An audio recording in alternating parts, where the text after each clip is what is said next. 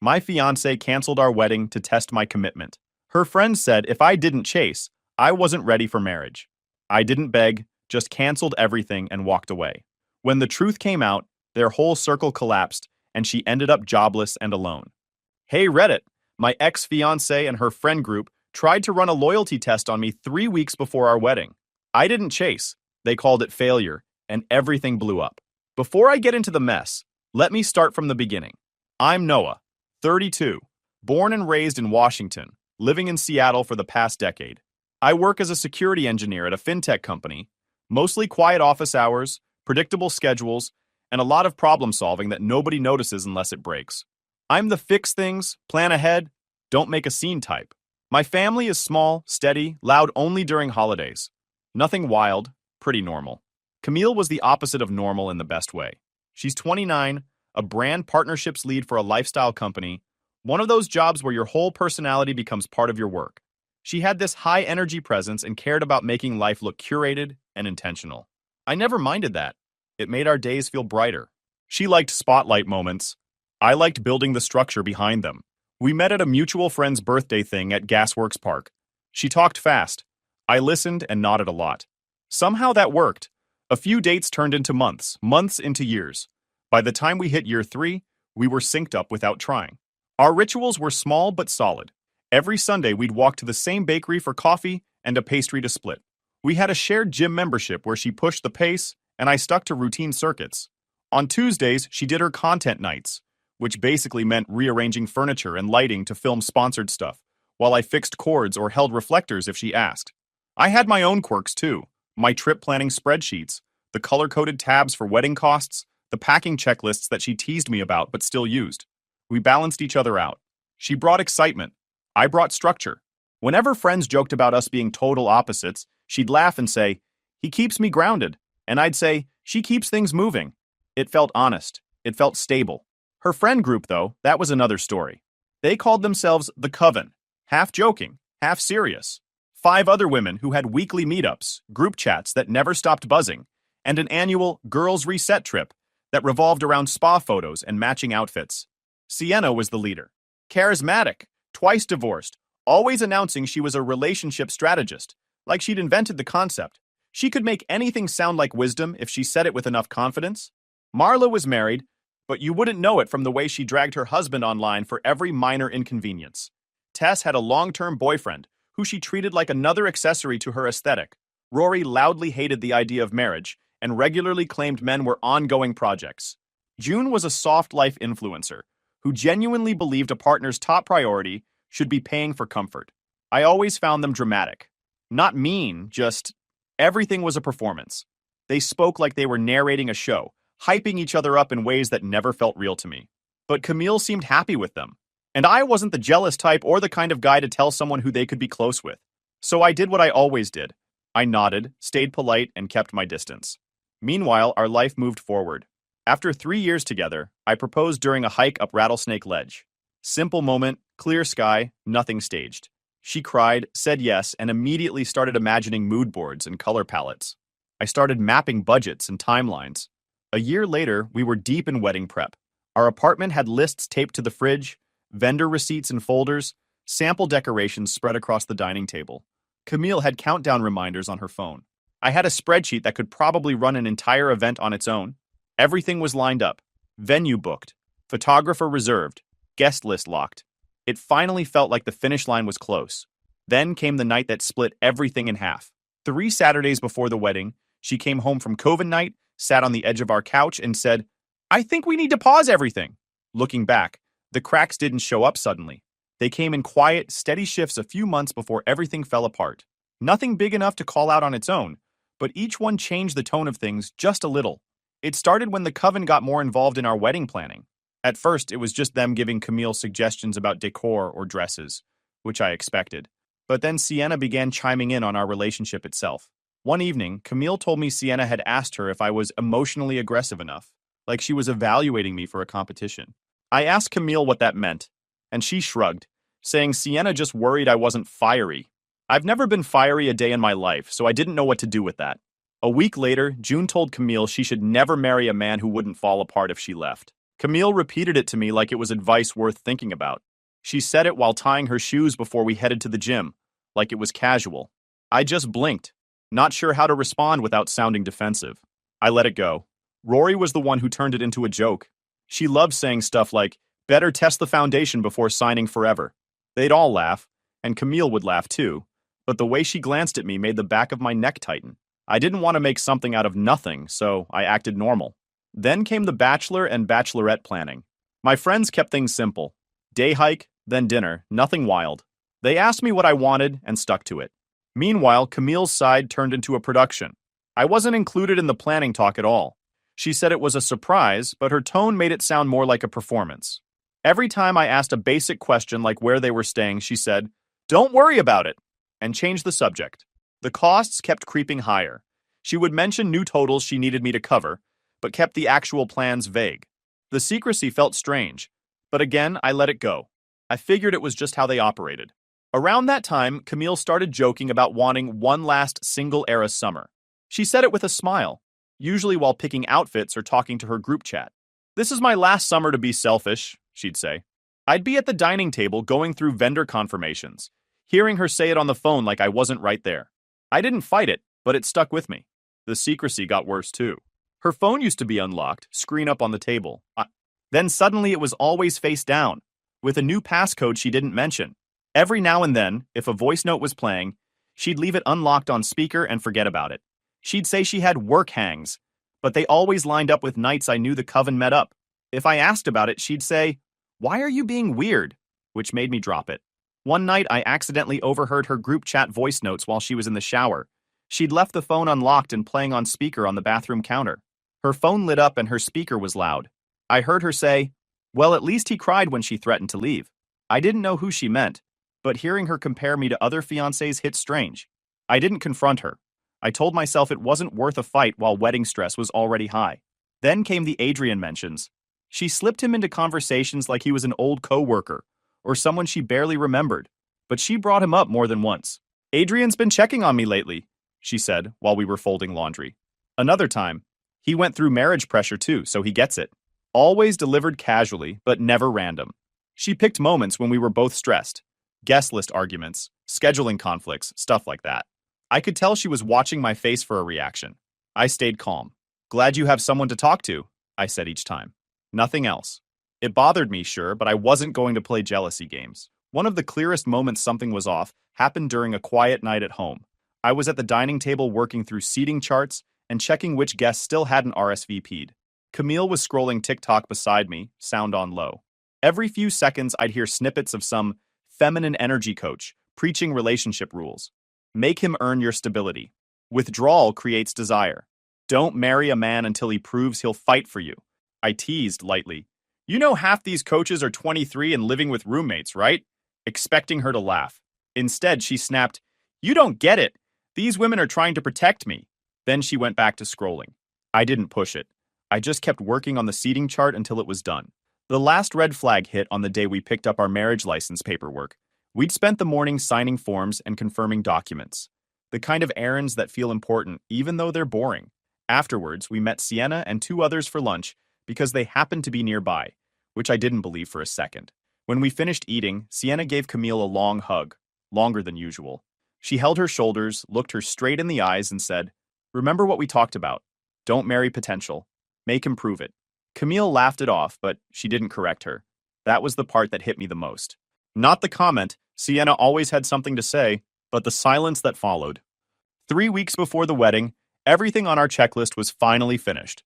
We had just walked through the venue one last time. The coordinator showed us where the tables would go, the lighting plan, the timing for the ceremony. Camille took photos from every angle. I confirmed vendor arrival windows on my phone. It felt like the calm before a big life shift, the good kind. My suit fitting was done earlier that week. It fit perfectly. No alterations needed. Camille joked that I was the most low-maintenance groom alive. The guest list was locked. We had 200 people coming, and every RSVP was neatly tracked in my spreadsheet. Nothing left but waiting for the day to arrive. That Saturday, Camille went to Coven night. She left with a quick kiss and said they were just catching up and finalizing some bachelorette trip details. She looked normal walking out the door. No tension, no hints. I spent the time reorganizing our wedding folders and setting aside payments we still owed. She came home around 10. I could tell something was wrong the second she stepped inside. She didn't take off her jacket. She didn't set her phone on the counter like usual. She just walked to the couch and sat down slowly, like she needed to aim before she spoke. "Noah," she said, "I think we need to pause everything." Those words didn't even make sense at first. Pause what? I sat across from her and asked what she meant. She looked at her hands, then at me. "I love you," she said, "but I'm not sure I'm ready. I need air. I need to remember who I am." My brain went blank. I didn't yell or demand anything. I just stared at her, waiting for the rest. She kept going. "I'm staying with Sienna for a while, just to get clarity. It's not you. I need space." The script-like quality of it stood out immediately, like she had practiced the lines.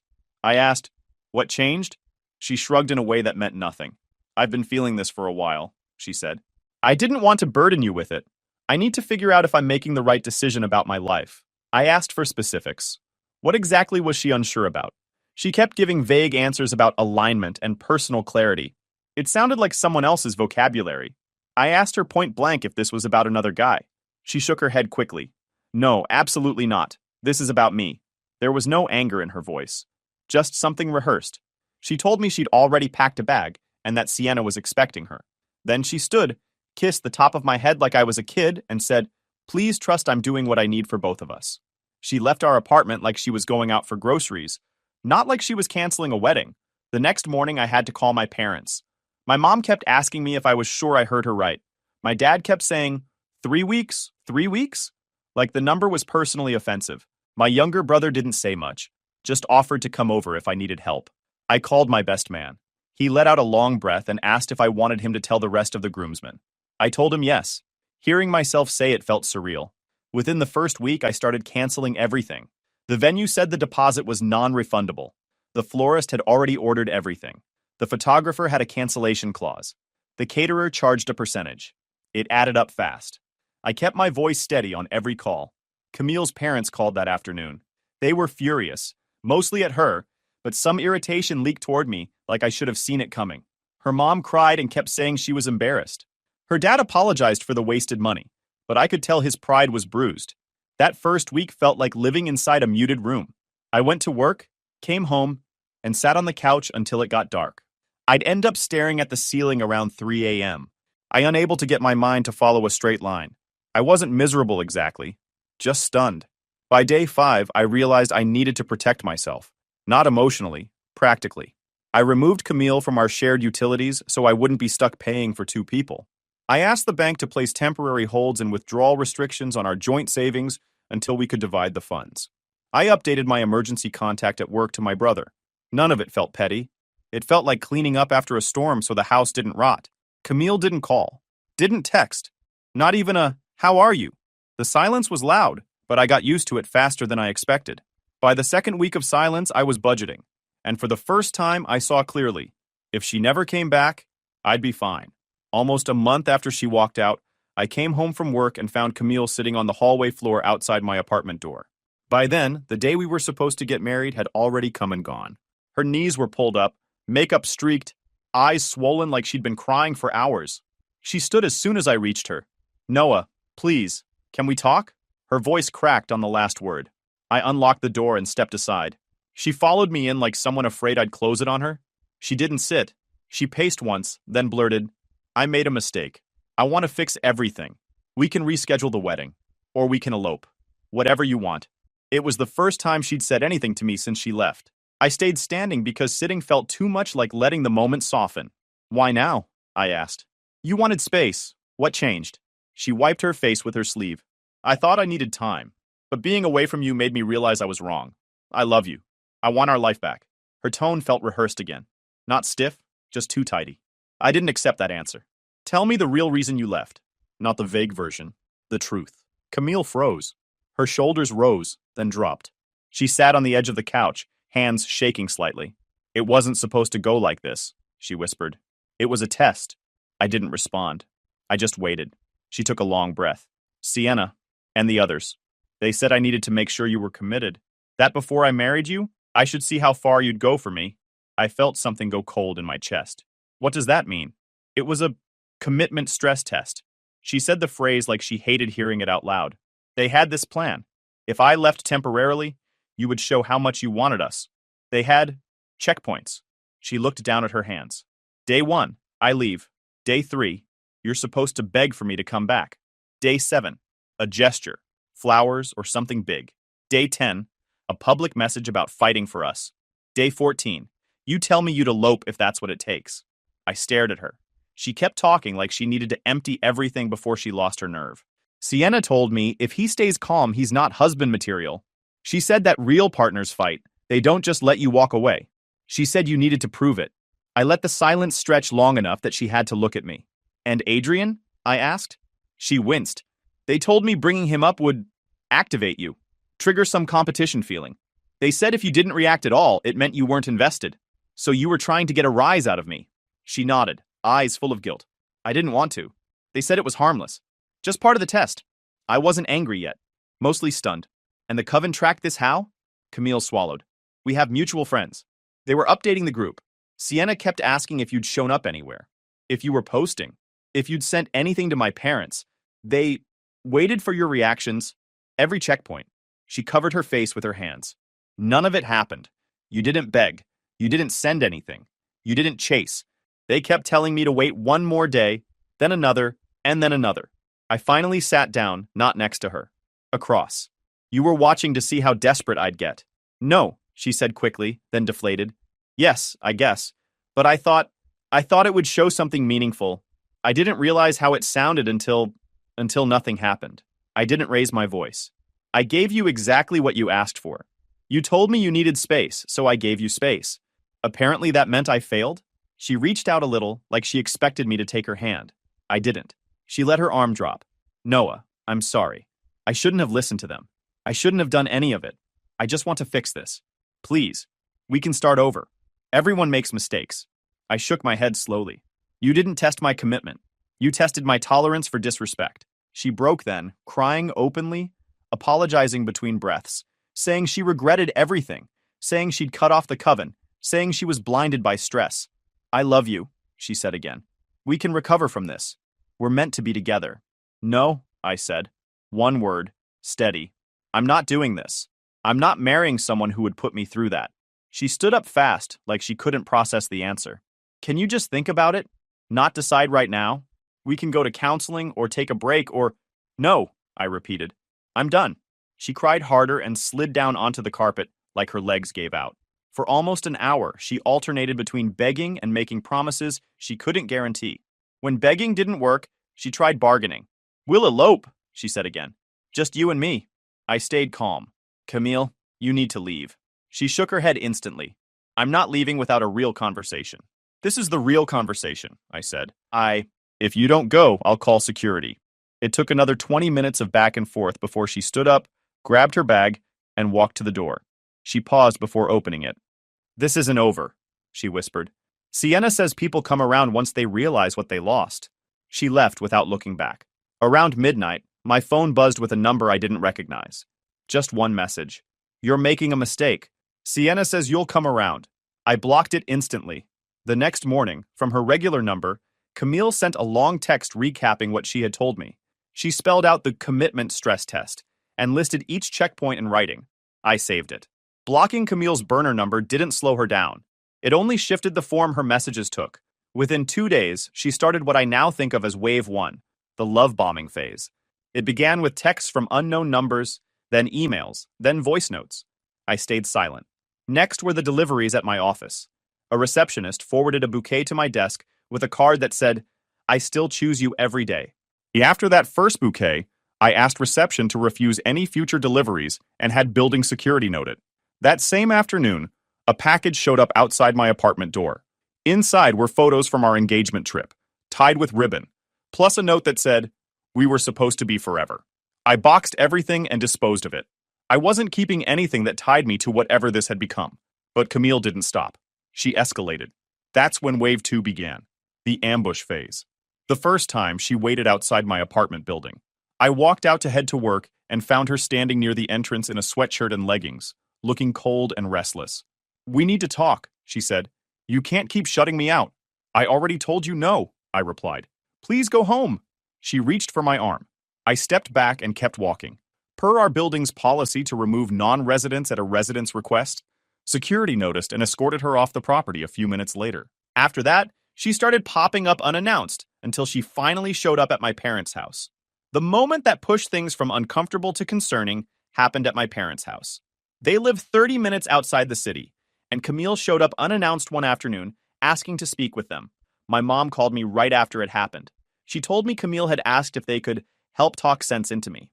My mom told her firmly, "No, this is between you and Noah."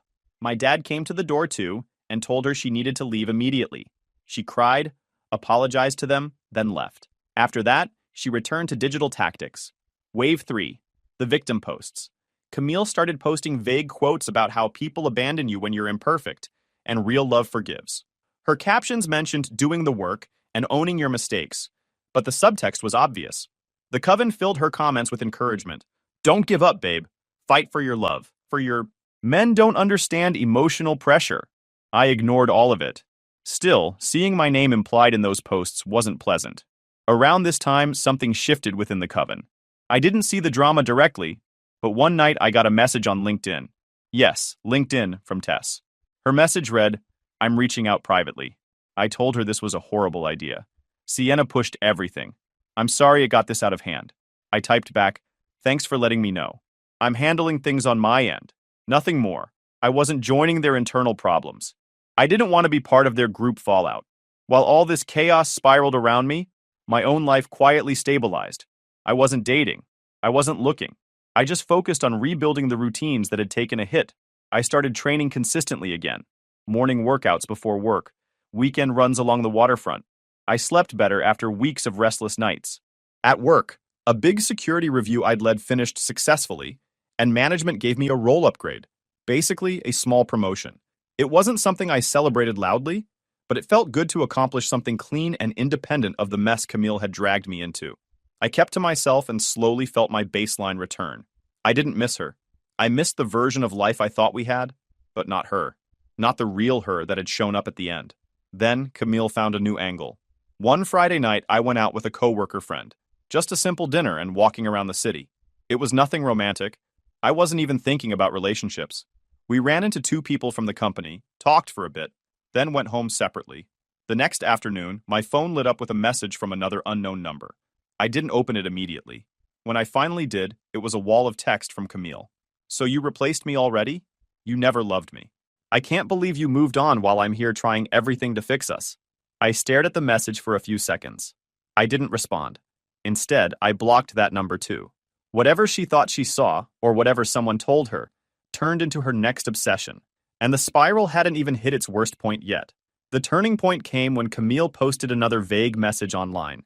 Something about being abandoned after one mistake with a sad emoji. The comments were all sympathy. A few people hinted that I'd given up too easily. Someone even wrote, "Men don't understand emotional effort." I wasn't tagged, but everyone knew who she meant. I'd stayed quiet until then, because I didn't want to drag our private mess into the world. But at that point, letting her rewrite the story meant letting her drag my name through mud she created. So I finally made my own post. I wrote it calmly, the same way I'd write a report at work. No insults, no dramatics, just the sequence of events. I explained that she had called off the wedding 3 weeks before the date as part of a commitment test suggested by her friend group. I explained how the test worked. She leaves, waits for me to break down and chase her, and grades my reaction like it's a contest.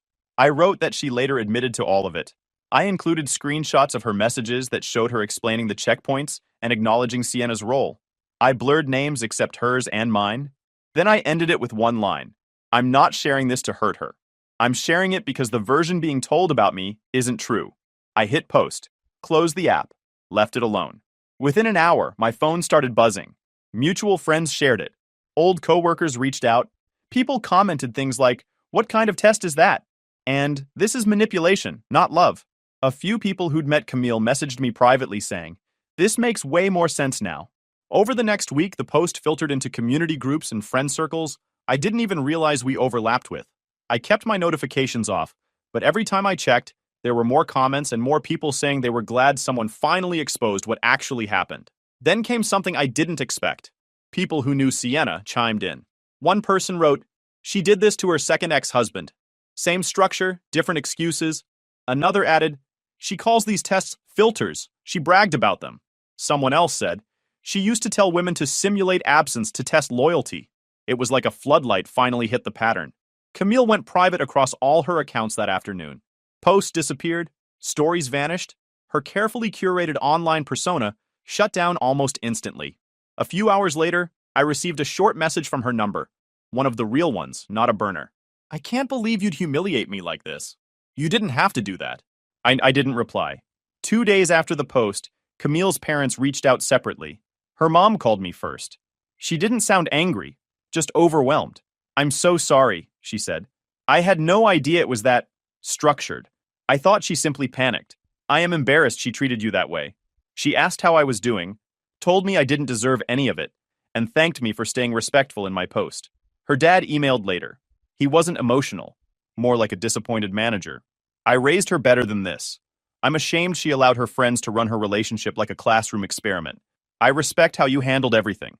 Hearing them acknowledge the truth closed a door I didn't realize was still open. Over the next few weeks, while Camille was scrambling offline, things got worse in her professional world. Her job relied heavily on public perception. Brand partnerships don't exactly thrive when the person behind them looks unreliable. A few clients in our shared orbit reached out to her company, asking whether the viral post involved their representative. A few projects she was assigned to were quietly moved to other team members. She wasn't fired, but over the next few weeks she was pulled off a few major accounts. Work allies stopped interacting publicly with her. Reputation damage is slow, but it's steady. Meanwhile, the coven cracked from the inside. Tessa's boyfriend recognized the pattern and ended things, and she cut Sienna off. Marla's husband re-examined the stunts and left. Rory went public and dragged Sienna for treating relationships like experiments. Sienna tried defending herself with a long post about tests, then deleted it, and a few days later, her entire profile. The coven was finished. Camille, without her group backing her up, was suddenly alone. The same friends who urged her to leave me now acted like they barely knew her. She tried posting a few quotes about personal growth, but nobody interacted. She logged off entirely not long after. 4 days after everything went quiet, I got an email. Her first message that wasn't frantic or angry. It was long, calmer than anything she'd sent before. She wrote, "I don't expect you back. I understand why you're done.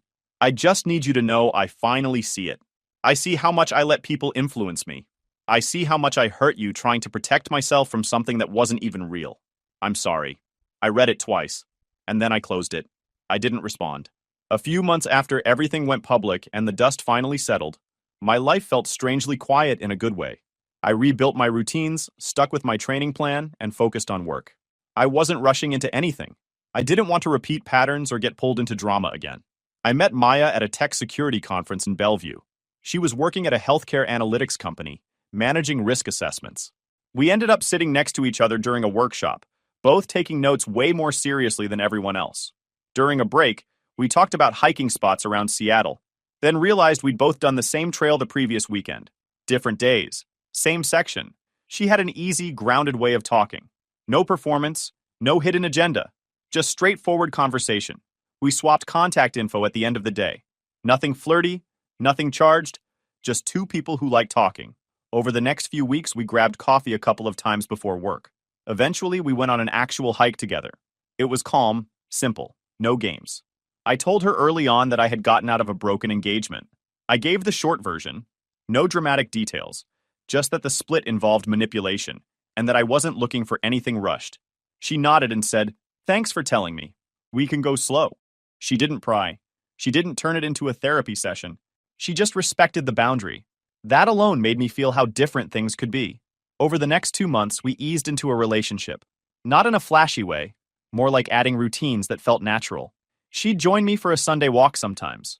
I'd go with her to a weekend volunteering event where a group built outdoor accessibility ramps. She liked plans but didn't need everything curated. She didn't compare us to other couples. She didn't use tests or pressure. She didn't need conflict to feel valued. It was normal in the best way. A quiet steadiness I didn't realize I'd been missing. But Camille eventually found out. I'm not sure who told her. Maybe someone from work. Maybe she saw something online even though my posts were minimal. Either way, one morning I opened my inbox and saw 3 messages from burner accounts. The same writing style. The same emotional swings. First one, so you're dating already? After everything I tried to fix? Second, she doesn't know who you really are. Third, the longest, if you marry her, you'll regret it. Sienna says people don't change. That name again. Even after the group collapsed, Camille was still quoting Sienna like she was some authority. I didn't reply to any of it. I didn't block the accounts right away either. I wanted the trail documented. After saving screenshots, I blocked all three. For a while, that was the end of it. Then came the last ambush, the one I remember clearly because of how out of place it felt. A mutual friend of ours was getting married. He invited both me and Maya. He also invited Camille because he'd known her before me. I considered skipping, but Maya said, "If you're comfortable going, I'm fine going." So we went. The ceremony was smooth. The venue was quiet. And for the first hour, everything was normal. Maya talked with a few people. I caught up with some coworkers. I thought maybe Camille would avoid us or keep things civil. But she approached while we were standing near the outdoor heaters. She looked tired, hair slightly unkempt, makeup smudged at the corners like she rushed to put it on. She stopped a few feet away and said, "Noah, can we talk? Alone." Maya stepped closer to me, not possessive, just supportive, and said, "If you want, I can give you space." I told her she didn't need to move. I looked at Camille and said, "What do you need?" Camille's eyes flicked toward Maya, then back to me. "You really replaced me," she said, voice shaking. "Just like that?" "This isn't the place," I said. "Let's not do this here." She ignored it and stepped closer. "You weren't supposed to move on. Not like this. I was trying to fix things. And you," she gestured at Maya. "You don't even know what he's done." Maya stayed calm. "I don't think this is the right moment for this conversation." That made Camille snap. She raised her voice. "You don't get to talk to me. You don't even know the history. He left me when I was hurting. He made me look insane. People around us started turning. Someone near the bar pulled out their phone and started recording. Camille noticed and spun toward them. "Stop recording me! Seriously!" The person didn't stop. They weren't even trying to hide it. Camille's voice cracked into yelling. She started cursing. At me, at Maya, at the guy filming. She stumbled into a table, knocking over plates. A few guests gasped. Someone called for venue staff. Per the venue's event policy, security came over within a minute. They tried calming her down, but she kept yelling that nobody understood, that everyone was against her, that I had poisoned her life. Finally, they guided her out through a side door. She struggled for a second, then let them pull her outside. The recording spread fast. Not viral, but enough that people in our circles saw it. It wasn't funny, it wasn't satisfying. It was just sad. After she was gone, Maya squeezed my hand and said, "I'm sorry she's going through something like that. Not jealous, not angry, just empathetic." Another reminder of how different my life had become. We stayed for the rest of the reception, talking and laughing with friends. The chaos didn't follow us. It stayed outside with Camille and whatever she was still holding on to. When the night ended and we walked to the car, I felt an odd combination of closure and calm. Not triumph, not revenge, just clarity. Camille had built her idea of love around chasing, around proving, around dramatic tests. She thought the measure of commitment was how broken someone became when pushed. I learned something different. Love isn't about pressure or desperation. It's about trust, about someone choosing you without needing to tear you apart first. I didn't pick revenge. I picked peace. Guys, we are so close to hit 100,000 subscribers on this channel. If you are not subscribed to the channel, please consider subscribing. It really helps hit that 100,000 mark. Thanks for making this dream come true.